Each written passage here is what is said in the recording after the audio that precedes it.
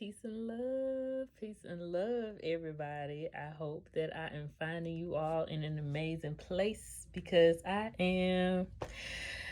I decided to just hop on and kind of just see how I flow. And one of the main things I have been talking about, I'll just say yesterday, because I made a story yesterday. And if you follow me on Instagram and Facebook, I made a story about just people who are in your life who are not serving you well. Drop them. I cannot stress that enough because that was one of the major lessons I had to learn on my journey, is the relationships that I was holding so tight. It was not healthy. It was not good. And it kept me in the place that I was in because of those relationships. When we are in relationships that is not serving us well, energy wise, and when I say energy, I mean in bad vibes or low vibes. I mean, is this person pouring into your life in a positive way, or is they pouring into your life in a negative way? That makes a difference.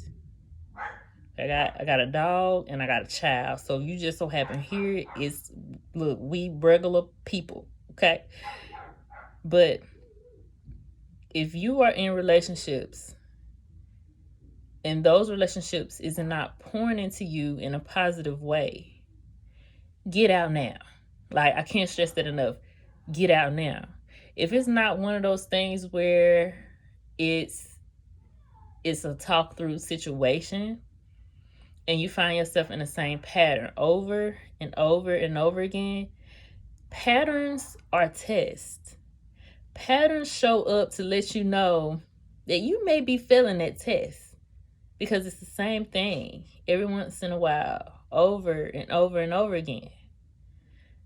But when we have people that's in our life that is not contributing to us well, for some reason it makes us comfortable. It makes us afraid to go and do something different. It makes us afraid to go and do something new. It is scary. It is odd.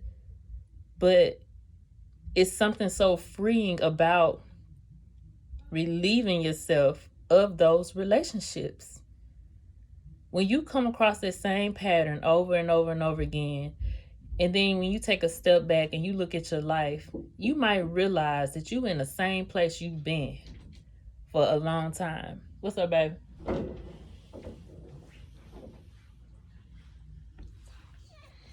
You talking about some sorry, girl. You heard me talking through that door. Hi, y'all. Stella, you know who's out the door? Mm-hmm. Huh? You just said Stella. Oh. We already in the talk, baby. We done talk, baby.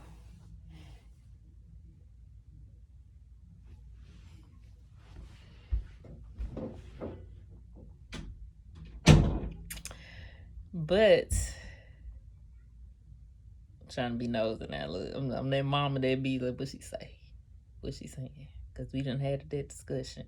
Anywho, but yes, we I forgot where I kind of left off at, but we get comfortable in those relationships, and it's something that's terrifying of leaving. I don't know. We're used to it. We're used to fighting the same fight. We feel like we can change the people in our lives. We feel like we can teach them how to treat us. And I was once that way too. I felt like with every relationship I had, I just need to have this conversation with them and let them know how I feel, and they'll get it. But even myself at that time was at a place where I didn't even really know. I was hurt too. I had some deep stuff going on within me, just as the person who I was dealing with also.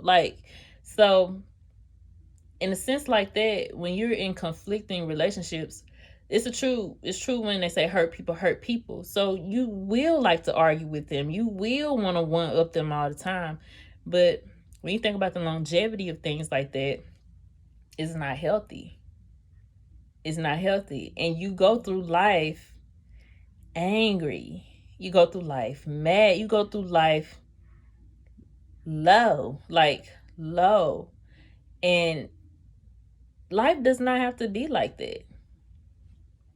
Life does not have to be like that, but we get so caught up on wanting to change them, whoever them is, like whoever the people in your life who's conflicting with you.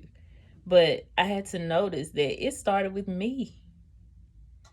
When I started working on myself, my whole physical world changed. When I started being what I wanted to see, my physical world changed.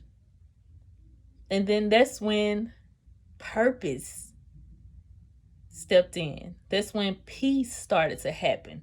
That's when love was a thing in my life. I invited those things in my life when I decided to focus on me and not them. But at the same time, everybody who's in your life won't change for you and with you. Some people had to go. It's some conversations that I had to have with people who were my friends at the time, people who was my family at the time, that I did not want to have. But I had to use my voice to say, this is my boundary. This is how I will be treated from here on out. If you can't do that, then you will have to leave. There's no extra explaining that. There's not even explaining a no, I ain't gonna be able to do it today. And then you start to monitor how you are showing up in people's life. And then you start to know, dang, I was doing a little bit too much and I wasn't doing nothing for myself at all. So when you start to see where you show up and how you show up, you will create your boundaries. And you will make that stuff so tight. You will own it. You will own it. You will no longer answer to things that you would usually answer to that you didn't even have time for back then. Because you will start to value your time. You will start to value your own energy. You will start to value, so if I show up for this person in this way, how would that really make me feel? And when people call you to ask you of things, you would actually say, I need to think about that. Instead of a fast yes. I was a fast yes person. People will call me and say blah, blah, blah, blah. I say, oh, yeah, I can do it. And I get off the phone and I'll be like, dang. Why did I?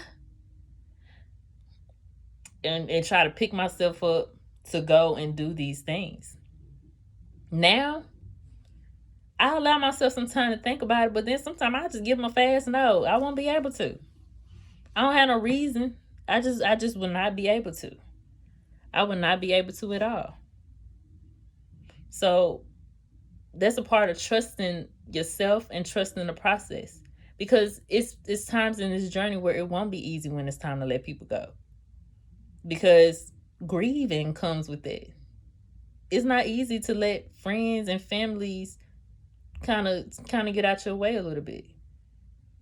It's not easy. So there is a portion where you do have to grieve. And it's all about trusting who you are. Trusting this new foundation that you're building. Trusting that what was taken away will be replaced. It will be replaced. And sometimes it's meant for you to go through a season where you are alone. We don't know how to be alone. And that's one of the other things that I stress. We don't know how to be alone. And so we're forced to be alone. But if you constantly in those conflicting relationships and you're doing the fighting and the arguing all the time, no. That's the universe. That's God showing you this is not what I had planned for you. This is not what I want for you. But do know when you start to drop those old habits, you will need to spend time alone. You will need to spend time still within yourself to find out who you really are underneath all of those layers of life that you lived. Like you have to make space. You have to make space for you. So analyze the people in your life. Analyze how they're pouring into you. Is it good or is it bad? Take a step back and see what people are bringing to you. Take a step back and see. So that's my message for today. But I said I wanted to start ending it with like a self-care tip. So the self-care tip that I would have is to connect with you. The self-care tip that I would advise right now is every night before you close your eyes to go to sleep, give yourself 10 to 15 minutes of quiet time. Give yourself 10 to 15 minutes of peace, stillness. Turn the phone off, turn the TV off. Find some kind of frequency music. Go on YouTube or download the app. Find some frequency music and be still. 10 to 15 minutes. Close your eyes and just breathe. See what thoughts come in your mind. And if it's racing thoughts, if it's a lot of different things, if you feel like you can't slow your breath down, do slow breaths. Slow breaths. And tell yourself consciously, not out loud, consciously in your mind, I am okay. I can do this. Meditation is not easy at first. Your body is going to want to do everything that it can to not make you meditate. So my advice for this week, every day before you go to bed, shut everything down. 10 to 15 minutes. And even what comes across your mind, and if it's the same thing that you think about, if it's one thing that you're kind of it won't leave you, allow that thought to stay there and process that and ask yourself, what am I supposed to do with this thought? And if you want to give yourself a little bit more self-care, add another 10 minutes after that and journal what that thought was, how that thought made you feel, and where do you want to go from that thought? How do you want to change from that thought? And watch how you begin to heal. Watch how things start to heal in your life. Make that a habit in your life if you can. Try every night. If you can't do every night, every other night. But give yourself some grace. Give yourself some space. We are, and I'm talking about women now, we have so many titles. So many titles. And we are not one of them. We are not one of our titles. And we have to make ourselves one of our titles. If you are busy all day long and you don't have 10 to 15 minutes before you go to bed, what are you running from? What are you running from? Because at that point, you're not in control and you need control over your own life. That's how you find purpose eventually. That's how you know how to get through these things, because like I said, the answers is here. The answers is here. I went my whole life thinking somebody else had the answers. I went my whole life thinking somebody had the answers. I thought the doctors had the answers. I thought the therapists had the answers. I thought my mama them had the answers. If you want answers for what's going on in your life, give yourself some grace and give yourself some space. Look, go out there, be love, be light, be peace, so that you can receive love, light, and peace. Peace.